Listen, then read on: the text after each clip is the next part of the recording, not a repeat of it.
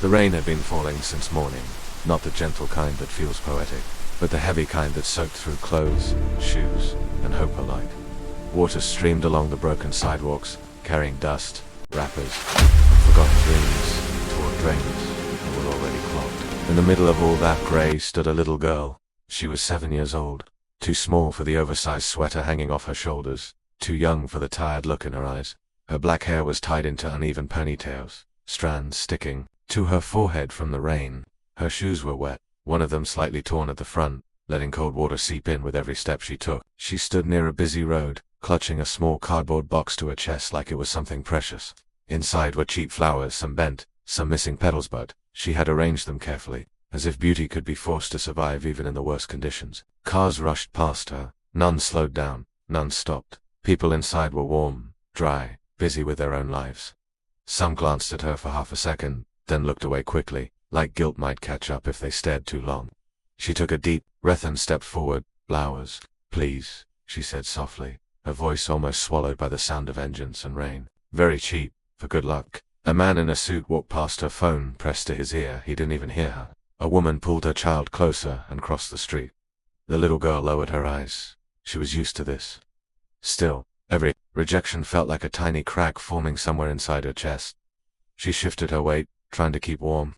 Her stomach hurt, not the sharp kind, just the dull ache that comes when you haven't eaten properly in days. Lucy thought about the last meal she remembered clearly, rice, plain, shared with her father. Her father, the thought made her fingers tighten around the box.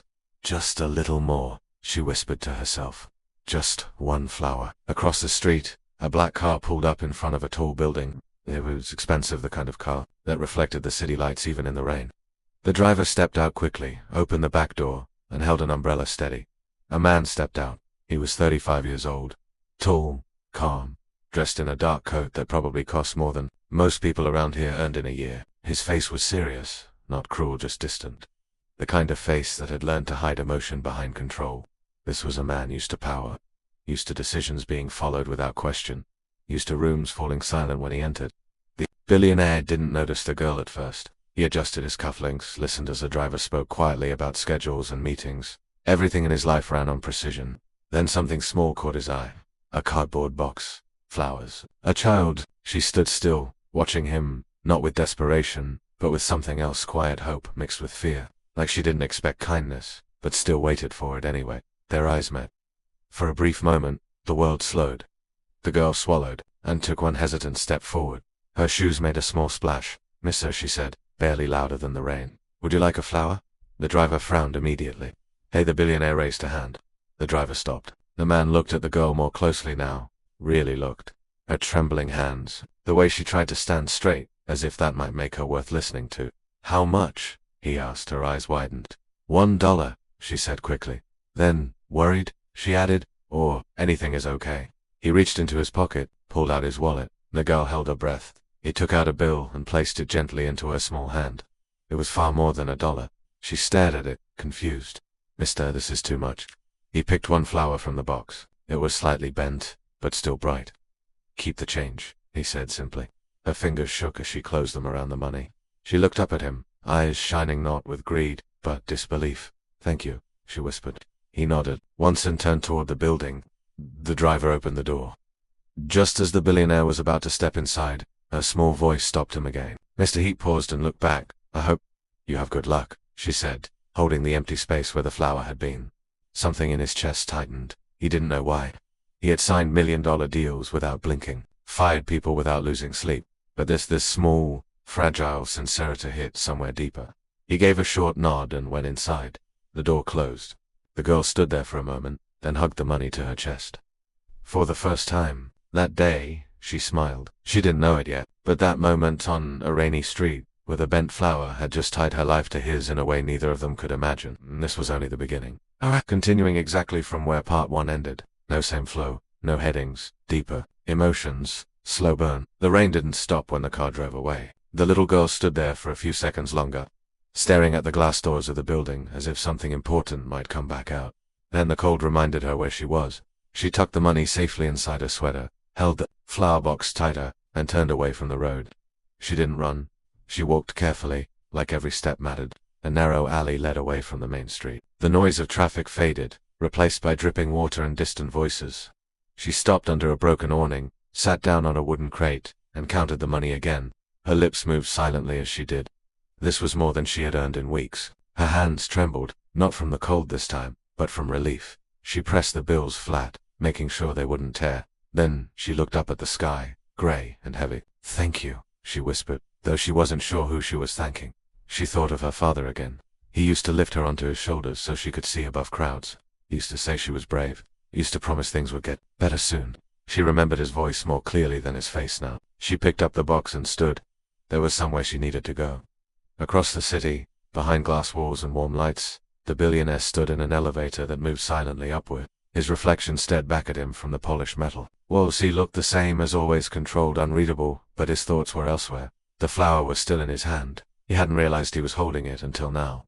He turned it slightly between his fingers. Bent stem, uneven petals, worth almost nothing by any logical measure. Yet he hadn't thrown it away. The elevator doors opened onto the top floor. His assistant was already waiting, tablet in hand, ready to list meetings, deadlines, numbers. "Your first call is in 5 minutes, she said. He nodded and walked past her into his office. The room was vast. Floor-to-ceiling windows overlooked the city, now blurred by rain. Everything was minimal, clean, expensive. There were no family photos, no personal clutter, just success, carefully arranged. He placed the flower on his desk. He looked strange there. During the meeting, numbers were discussed. Profits, acquisitions, strategies. He spoke when needed, listened when required. Everyone watched him closely, waiting for approval. But part of his attention drifted back to the girl. Her eyes. Not begging, not accusing. Just hopeful. When the meeting ended, his assistant noticed his silence. "Is everything all right?" she asked carefully. "Yes," he said automatically, but it wasn't entirely true. That night, the girl reached a small, worn-down apartment building. The hallway lights flickered. She climbed the stairs slowly, counting each step like she always did. At the 3rd floor, she stopped in front of a door with peeling paint. She knocked twice. No answer. Her chest tightened. She knocked again, louder this time. The door opened just a little. An old woman peered out, her eyes soft but tired. "You're late," the woman said gently. "I'm sorry," the girl replied. "I sold some flowers." The woman opened the door fully and let her in. The apartment was small, 2 rooms, barely furnished. A thin mattress on the floor. A small table with chipped edges. The smell of medicine lingered in the air. On the mattress lay a man, her father. His face was pale, too pale, his breathing shallow. He opened his eyes when he heard her footsteps and tried to smile. "You did good today?" he asked weakly. She nodded quickly and rushed to his side. She pulled the money out carefully, showing it to him like a treasure. "I met a kind man," she said. "He bought a flower." Her father's eyes softened. "I told you," he whispered. "There are still good people." She climbed onto the floor beside him and leaned her head against his arm. The old woman turned away, pretending to tidy up, wiping her eyes with the edge of her shawl.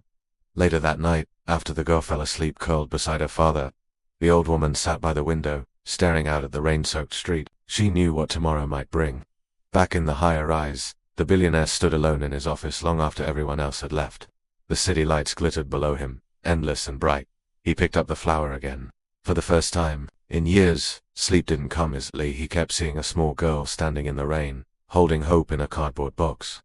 And somewhere deep inside him, a question began to form, quiet, persistent, impossible to ignore. What happens to a child like that when no one stops? What happens to a child like that when no one stops? The question followed him into the night. The billionaire lay awake in his bed, staring at the ceiling of a room too large to feel like comfort. The silence was heavy. No traffic noise reached his high. No voices. No reminders that other lives existed beyond glass and steel. He turned onto his side. For years, silence had been his ally. It meant control. It meant safety. But tonight it felt like something missing was echoing too loudly. Across the city, the little girl slept fitfully. She dreamed of water.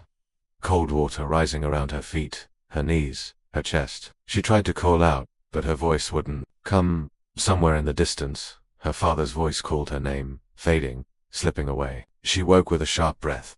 The room was dark. The rain had stopped, but the air still smelled damp. She listened carefully. Her father's breathing was uneven. "Too fast. Too shallow, Papa," she whispered. No answer. She sat up, heart pounding, and touched his arm. It felt warmer than before. Too warm. Fear crept into her chest like ice. She ran to the old woman's room and shook her gently. "Auntie, please wake up." The old woman opened her eyes instantly. One look at the girl's face and she was already on her feet. They rushed back to the mattress. The old woman placed her hand on the man's forehead, then on his chest. Her face tightened. "We need a doctor," she said quietly. The girl's hands clenched into fists. "I have money," she said quickly, pulling the bills from her sweater. "See? We can go." The old woman hesitated. She didn't want to say what she was thinking. Doctors cost more than hope, more than courage, more than a child's faith. But she nodded. They wrapped the man in a thin blanket and carried him slowly down the stairs. The girl held onto his hand the entire way, whispering his name over and over like a promise she refused to break. The clinic lights were harsh and unforgiving. The smell of disinfectant filled the air. A tired nurse looked at them, then at the man, then at the girl. "Insurance?" she asked. The old woman shook her head. The girl stepped forward. "We have this," she said, holding out the money. The nurse sighed softly and took it. "Wait," she said, pointing to a bench. Hours passed. The girl sat with her feet dangling above the floor, staring at the closed door. Every time it opened, her heart jumped. Every time it closed, her chest felt tighter. Finally, a doctor came out. He looked at the old woman first, then at the girl. "He needs treatment," the doctor said carefully. "Medication, tests, rest." The girl nodded quickly. "Okay." The doctor paused. "It won't be cheap." The money was no longer in her hand. It was already gone. The doctor's expression told her what his words didn't. That morning, as the city woke up, the billionaire arrived early at his office. He hadn't planned to. His body just moved there on its own, like the building held answers he didn't yet understand. He stood by the window again. The flower was still on his desk. His assistant entered quietly. "Sir, your charity foundation sent an email last night." He turned slightly. "What about it?" "There's an emergency funding request from a local clinic." He frowned. He received dozens of such requests every week. Usually filtered. Usually approved or denied without his involvement. Why wasn't it handled already? "They flagged it because of unusual circumstances," she said. "A child is listed as the primary guardian." Something in him stilled. "Show me." She handed him the tablet. He read: a 7-year-old girl. Single parent. Critical condition. Insufficient funds. No photo. No name he recognized. Yet his grip tightened. Around the tablet he didn't know why. "I want the full file," he said. The assistant hesitated. "Sir, your next meeting can wait." Across the city, the girl sat outside the clinic, her legs drawn to her chest. The old woman stood nearby, speaking quietly to someone on the phone. The girl stared at the road. Cars passed. None stopped. She pressed her forehead against her knees, trying not to cry. Crying wouldn't help her father. Crying never did. She remembered the man in the rain. The way he had looked at her, like she mattered. She didn't know his name. She didn't know where he lived. She only knew one thing. If someone didn't stop soon, she was going to lose everything. And of part 3 say continue part 4. And the story will move into the moment where their lives collide again, this time with consequences that can't be undone. If someone didn't stop soon, she was going to lose everything. The girl didn't know how long she sat there. Time felt strange, stretched thin, like it might snap at any moment. The clinic doors opened and closed again and again, but no one came out for her. No one said her father's name. Her hands were cold now. She rubbed them together and stood up, walking a few steps closer to the entrance, afraid that if she stayed too far away, she might miss something important. The old woman was still on the phone, her voice low, her shoulders slumped. The girl looked up at the sky. It was lighter now. Morning had arrived without asking permission. Inside a black car, the billionaire watched the city pass by through tinted windows. The tablet rested on his knee. He had read the file 3 times already. 7 years old. Primary guardian. Critical condition. No safety net. He didn't like coincidences. He had built his entire life on planning, forecasting, control. But this felt less like coincidence and more like something tapping insistently at a door he had kept locked for years. "Take me there," he said. The driver glanced at him in the mirror. "Sir? The clinic?" he repeated. "No." When the car stopped outside the building, the billionaire stepped out and paused. The place was smaller than he expected. Older, paint peeling, windows clouded. The kind of place most people drove past without seeing. And then he saw her. She stood near the entrance, hugging herself. Her oversized sweater, still the same one from yesterday. Her hair was messy now. Her face pale with exhaustion. She looked smaller than she had in the rain. She wasn't crying. That somehow made it worse. He walked toward her slowly. She noticed him when his shadow fell across the ground in front of her. She looked up, startled at first, then recognition flickered across her face. Her eyes widened. "It's you," she whispered. He stopped a few steps away. "Where's your father?" Her throat tightened. She pointed toward the door. Inside, the old woman noticed them then and ended her call. She stared at the man in front of her, at his clothes, his car, his presence. She knew immediately he didn't belong here. The billionaire turned to her. Is he the patient? She nodded. He didn't ask anything else. He walked straight. In sight. Things moved quickly after that. Too quickly for the girl to understand at first. Doctors spoke differently when he was in the room, softer, more careful. Phones were picked up. Forms were signed without hesitation.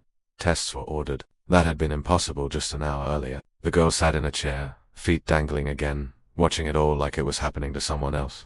The billionaire crouched in front of her. What's your name? She hesitated, then answered quietly. And your father? He's very tired, she said, but he's strong. The man nodded. He is. Hours later, the doctor came out with a different expression than before. He's stable, he said. We can treat him properly now. The girl stared at him, not understanding. Does that mean he will wake up? Yes. Her face crumpled. She cried then, not loudly, not dramatically, just silent tears that slid down her cheeks as she pressed her hands over her mouth, like she was afraid even this might be taken away if she showed it too openly. The billionaire stood nearby, watching. Something inside him shifted. He stayed until evening. He arranged everything, the hospital, the medication, a place to stay, and follow-up care. He spoke to the old woman privately, then to the doctors again, then to his assistant. Before he left, he walked back to the girl. Will you come back? She asked suddenly, panic flashing in her eyes. Yes, he said without hesitation. She nodded, trusting him completely. Days passed, then weeks. Her father recovered slowly, but he recovered. The girl no longer sold flowers on the street. She went to school. She ate warm meals. She slept in a real bed. At first she thought it might all disappear if she enjoyed it too much. But it didn't. The billionaire visited often. At first he told himself it was responsibility, then obligation. Eventually he stopped lying to himself. She talked to him endlessly. About school. About drawings. About dreams that felt too big for her, small. Hands. She showed him a picture she had drawn of a man holding an umbrella over a little girl in the rain. He kept it one evening. Months later, her father stood on his own feet again. He shook the billionaire's hand with tears in his eyes. Words failing him. You saved us, he said finally. The man shook his head. She did, he replied, looking at the girl. The girl looked up at him, confused. Years later, people would talk about the billionaire's success. His companies, his wealth, his influence. Few would ever know about the rainy day when a bent flower changed everything. But every year, on the same date, he kept one flower on his desk. And every night, before sleep, the little girl no longer so little would remember the day someone stubbed, and how one moment of kindness became a lifetime of miracles. The end.